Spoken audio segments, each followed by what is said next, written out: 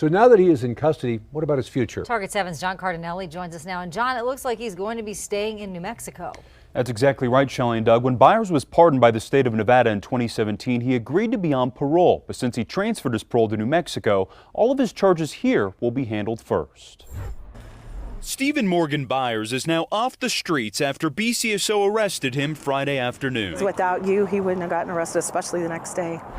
Target 7 introduced you to Laura Tacker last Thursday. She's one of 3 women who claim Byers scammed them by performing home improvement fraud.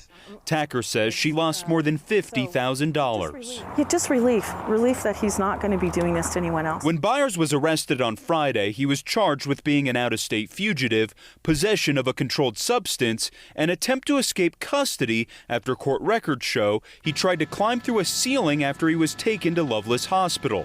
However, Target 7 has discovered the state is not pursuing his out-of-state fugitive charge. And if you are doing time in another state, you get out of prison, you want to move to a different state, you have to get permission from both the state you were convicted in and then the state you want to move to. And it looks like that's what happened with Byers. The New Mexico Department of Corrections tells Target 7 that through an interstate compact agreement, Byers transferred his parole to New Mexico in 2020. It certainly looks like from the pleadings that he had transferred to New Mexico and was supposed to be supervised by a parole officer in New Mexico. The department says because of that agreement, he waived his right to an extradition hearing, so his New Mexico charges will be handled first.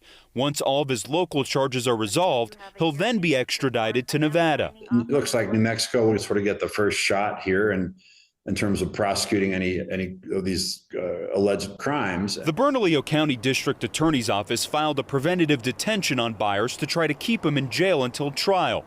Those who claim they were victimized say there's only one thing to do. They need to keep him locked up. And hopefully the judicial system, they tell us that he's done forever. I hope that's the truth because he's proven that he can't be out.